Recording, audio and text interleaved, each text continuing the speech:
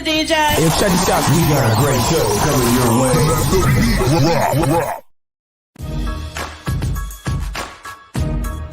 From the ECSI Sports Studios, it's the Midday Market Report with Jeff Dawson.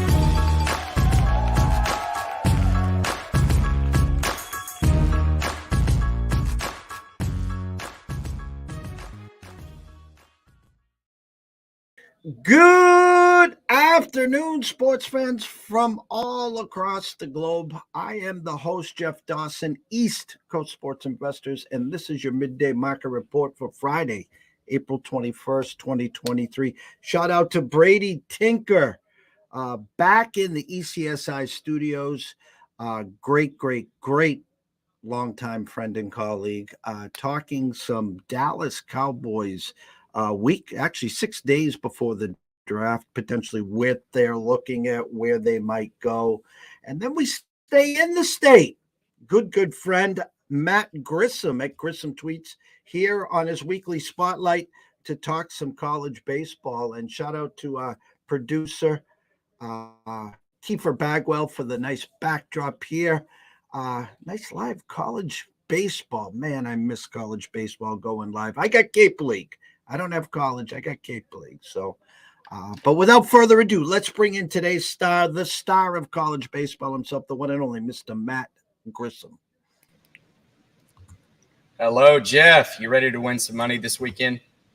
I am absolutely ready to cash some tickets as well as Connor. Shout out to Connor. Happy Friday, Connor. The weekend's here, and we're ready to talk some college bases. Another week has passed since we talked last. How was last weekend, Matt? Finished last week up 5.1 units, it looks like. I'm not sure what the record was. I could tell you in just a second. But overall, pretty decent day. We had a really good Saturday. Me and Q, my co-host on College Baseball Insiders, we did go 7-1 that day. Gave a little bit back on Sunday, though.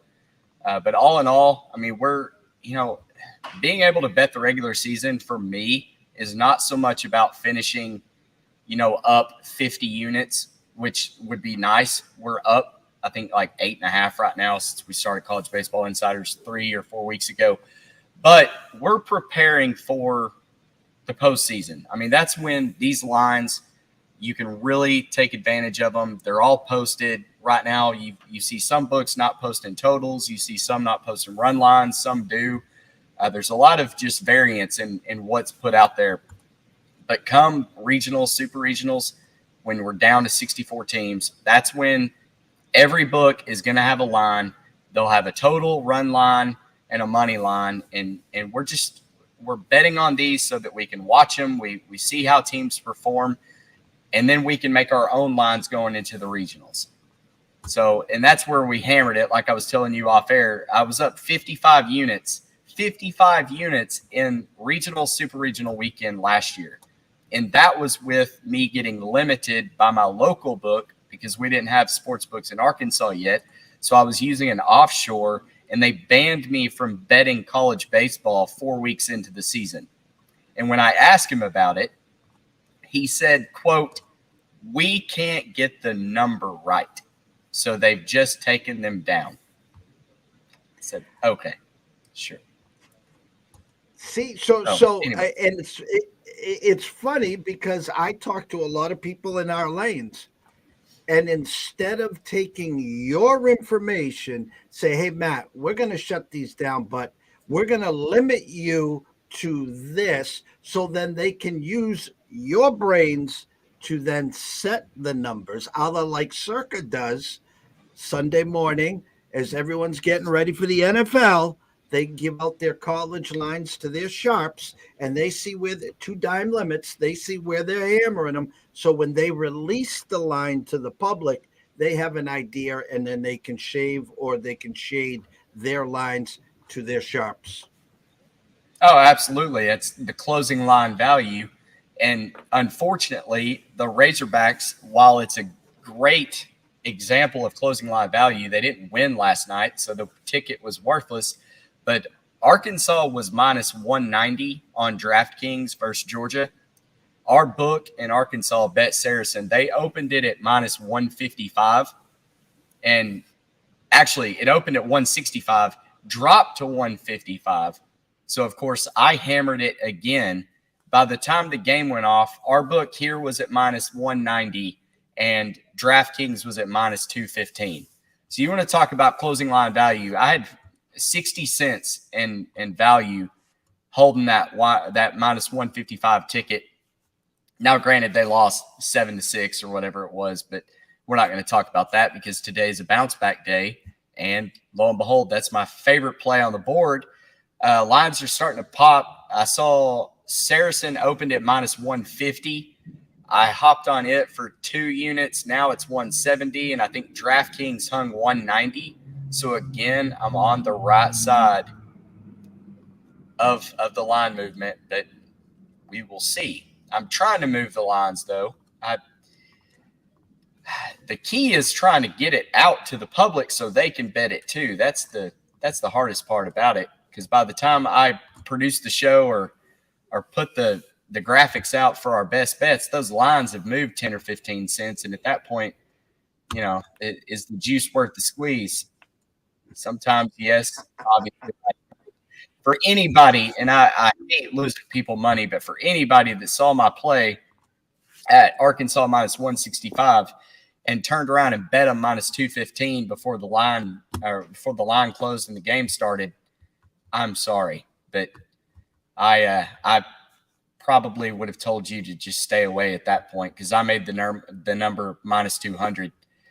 So it's just one of those things, man. You live and learn and you try to make some money here and there, but ultimately, like I said earlier, we're just trying to prepare for the postseason. And if we can get more information about these teams, see who performs when it's clutch time, that's only going to help us kill it in the postseason. I have this team in my membrane from you guys the last couple of weeks. I need to get the weekly report. How'd Wake Forest do last week? Phenomenal as always. They did drop the last game of their series, but we were big on Carson Liggett for Louisville. We thought that Louisville would get one game. They were playing at home, and they showed up.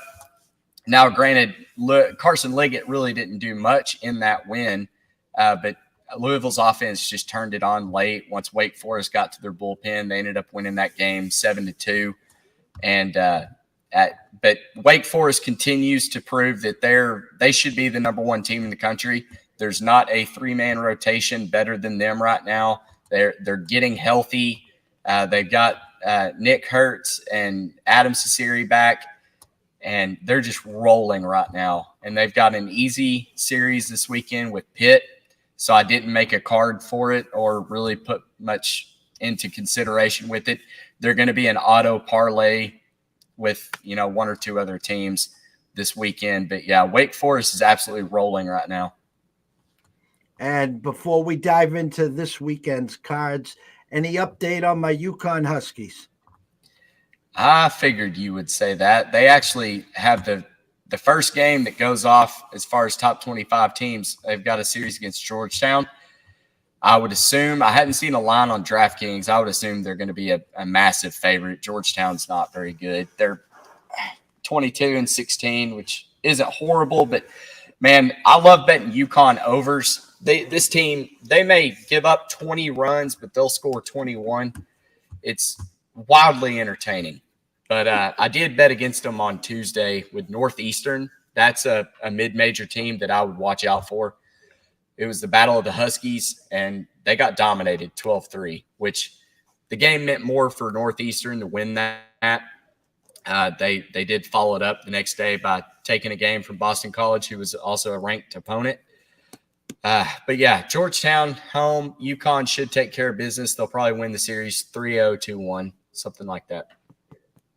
Well, I know when spring training officially starts, the Red Sox always play Northeastern the first game. So I always treat the Northeastern Huskies with respect, they're not the powerhouse of a lot of teams that we're about to talk about, but their program, I do have some players and some athletes.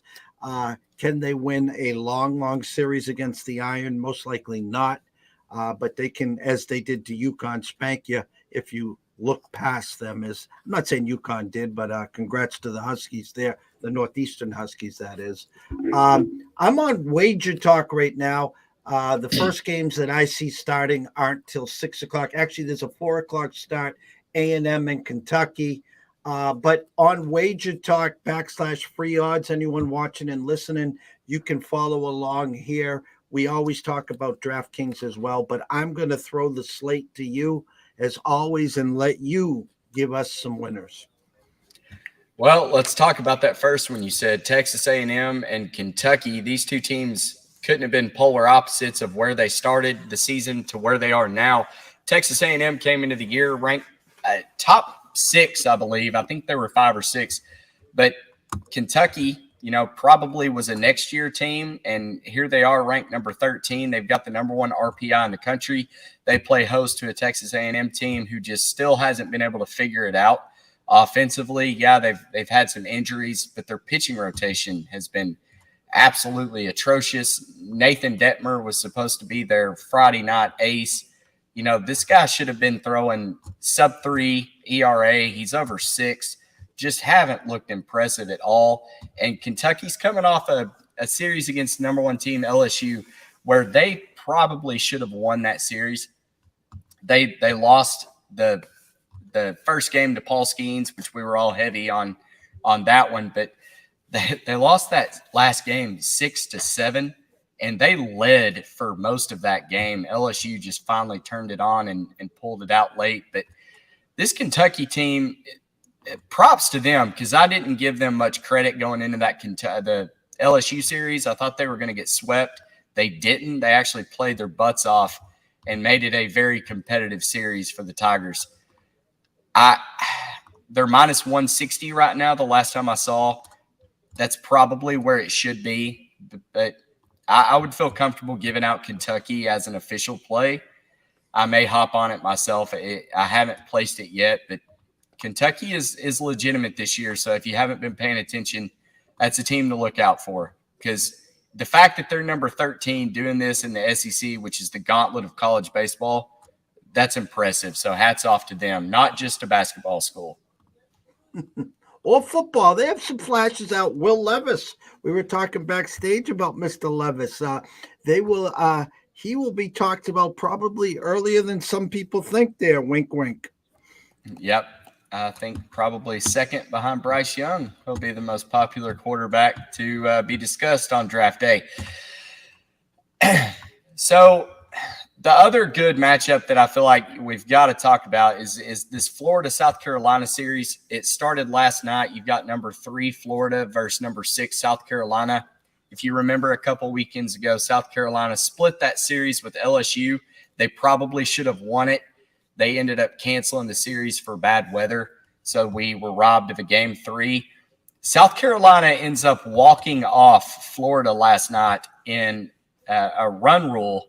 They won 13-3, and Florida's probably going to bounce back hard today with Hurston Waldrop throwing against Jack Mahoney. We were talking on the show with Johnny and Q just about an hour ago. They kind of talked me into Florida in this spot, minus 105. If you can get it plus money, I feel like a lot of handicappers are going to look at this and say, well, okay, South Carolina's at home. They just dominated them last night. But as you know, in baseball, a 13-3 game one day is probably a recipe for a 1-2 game the next. And if we're going to get a lower scoring pitchers duel, I'm going to take Hurston Waldrop with Florida over Jack Mahoney for South Carolina.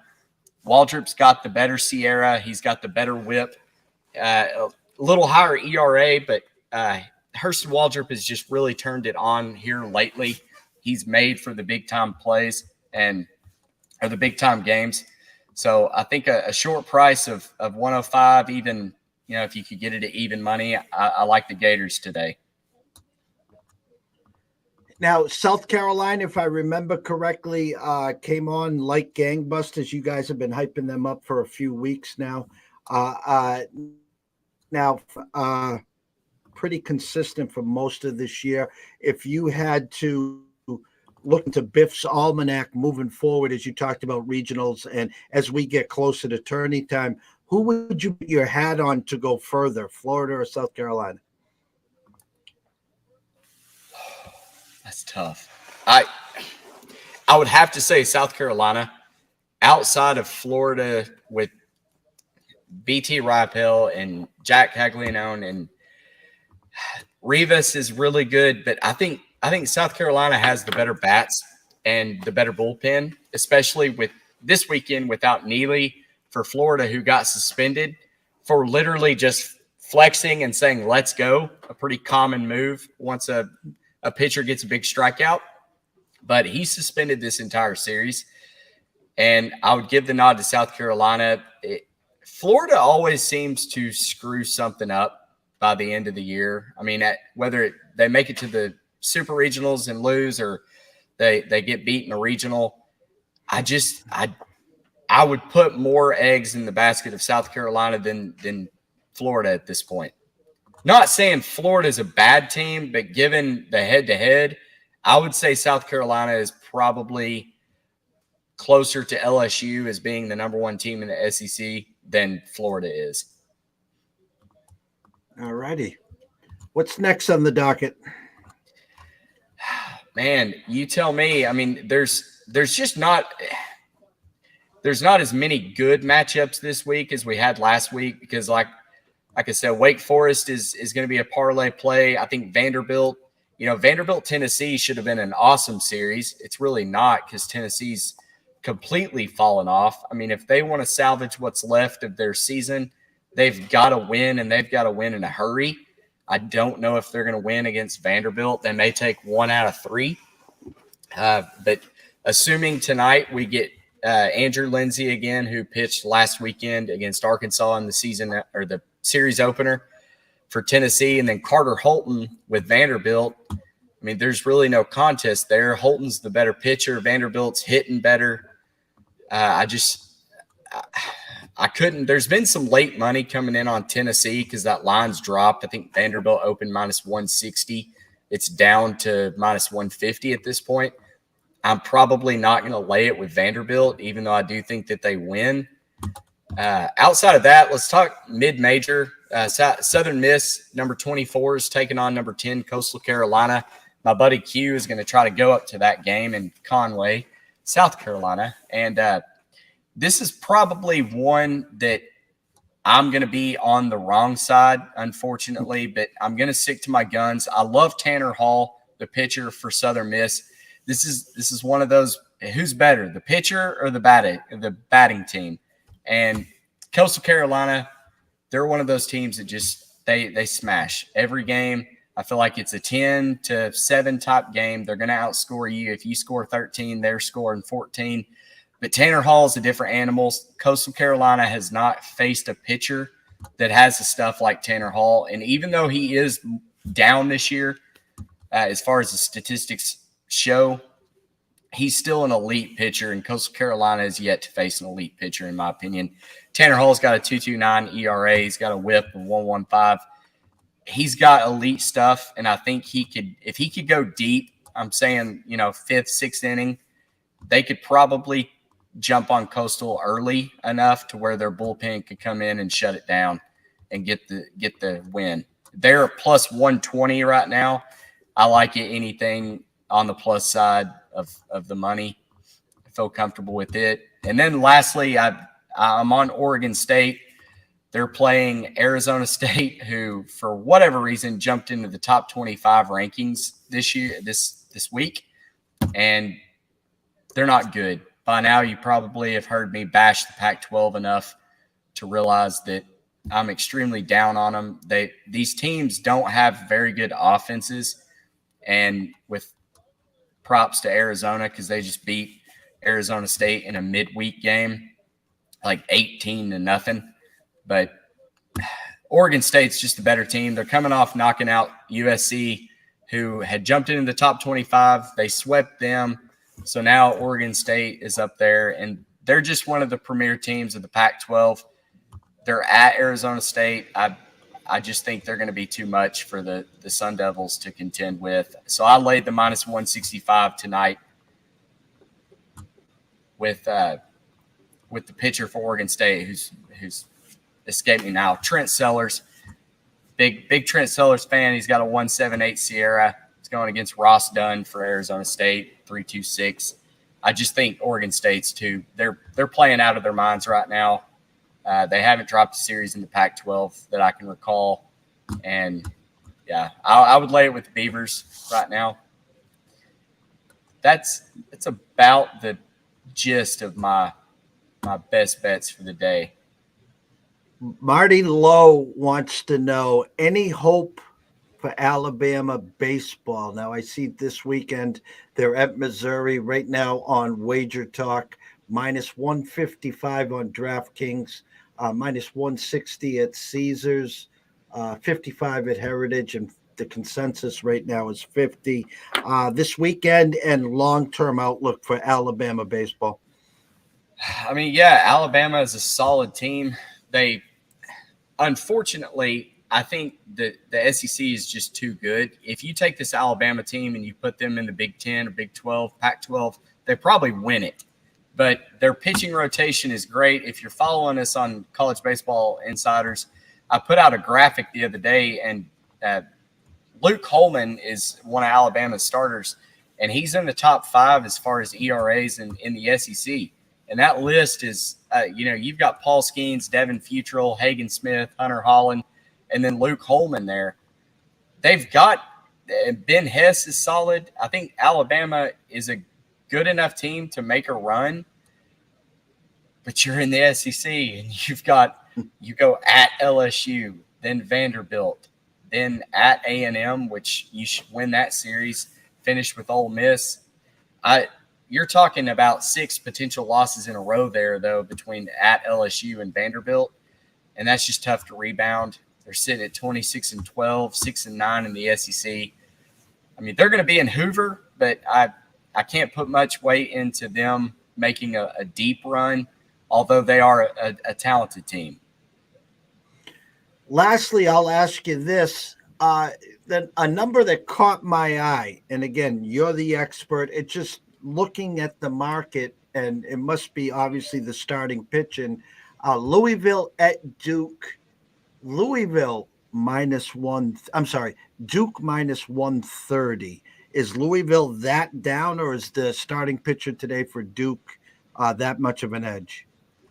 No, we were just talking about this, and for whatever reason, Duke is throwing Jason White.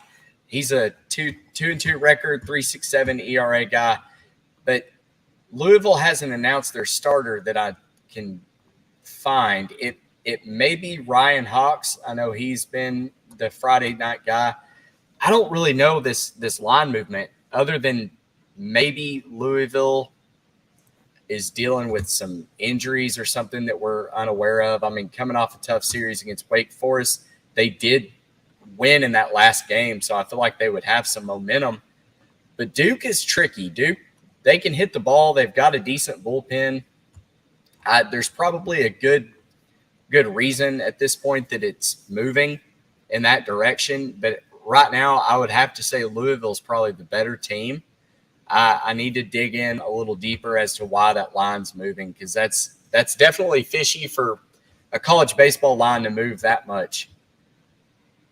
Yeah, I was surprised just reading the numbers. That kind of caught my eye. Would be a good football game. Oklahoma and Texas. I've talked to you at length and nauseum about this Texas team.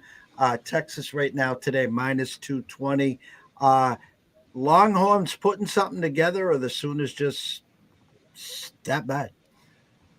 No, I think Texas with Lucas Gordon going tonight, that's probably priced where it should be. I don't think Oklahoma wins this series at all. I think Texas probably sweeps them. That's too rich of a price to probably lay, although I would parlay Texas and Wake Forest together. You could probably get it around even money if you did that. I love Rhett Lauder or Sean Sullivan. I'm not sure who Wake's going to throw today. But like I was saying earlier, their pitching rotation, Wake Forest, is out of this world. They could afford to mix it up and start any guy any day. They're all sub-2 ERA guys and just throwing lights out right now. But Texas, outside of Lucas Gordon, I don't know how deep of a run they're going to be able to have. They're beneficiaries of a bad Big 12 right now. And Texas, right there on their schedule is just going to help them continue to improve that win line. But they go at TCU next week. I feel like that's probably going to be Texas's toughest test since the Oklahoma State series. So I'm looking forward to covering that series. Well, I know I got Campbell. I got Wake Forest. Obviously got to sprinkle a little something on my UConn Huskies as futures. As we always close here, is there a team that we can add to this portfolio that might be starting to come on? Or is there someone that we've been looking at that we continue to pump the brakes, Matt?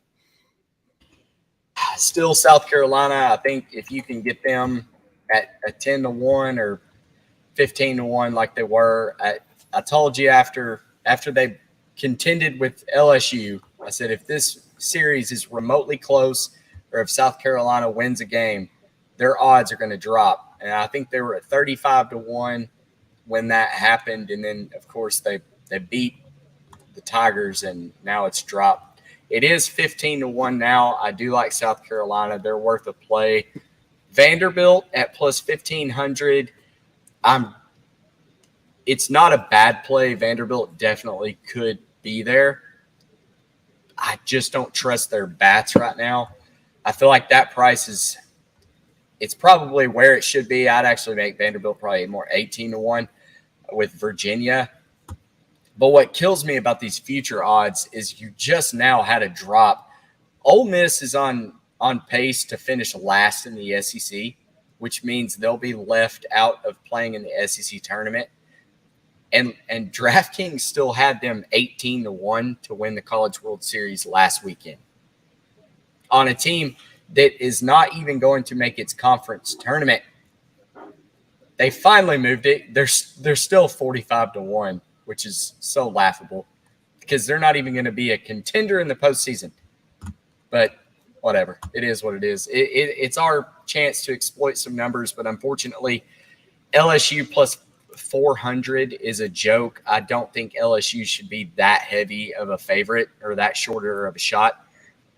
I'm interested to see what Circa's line is right now on the no for LSU to win the national championship. If you like tying up loads of money, that would probably be really good value because I just don't think LSU is going to do it. Number one seed has not won the College World Series since the 90s. And for whatever reason, you had Arkansas, who had a phenomenal season. Tennessee did it last year. They get eliminated in the Super Regionals. So I would bet the no on LSU, and I would really be considering Wake Forest and South Carolina in your portfolio if you haven't added it yet. All righty. Scroll has been going the whole time. Please, everyone watching and listen, go follow Matt at Grissom Tweets at CBSB Insiders. Matt, tell them where they can find all your work, please. We just set up a new website, collegebaseballinsiders.com. You can go there and look at all of our previews as far as series matchups. I've been putting a lot of graphics together and tweeting those out as well. And that's all on CBSB Insiders on Twitter. And yeah, I'm Grissom Tweets. Go follow me. I put all this stuff out there for people to consume and try to make money on this sport. And it's all free. I would like it to always be free. I put hours and hours upon hours of research into this, and hopefully we can make money at it, and it makes it all worth it. But just any chance you can get on there and take a look at something, make a bet, make some money, that makes me happy. Matt Grissom at Grissom Tweets at CBSB Insiders, and go check out his website at cbsbinsiders.com. Always a pleasure to catch up to you every Friday. Thank you for the 15-20-minute delay as we were wrapping up Brady Tinker this week. Always have a great weekend. and cash some tickets, Matt. Yes, sir. Thank you for having me on, Jeff. I appreciate it. Everyone watching and listening, go follow him.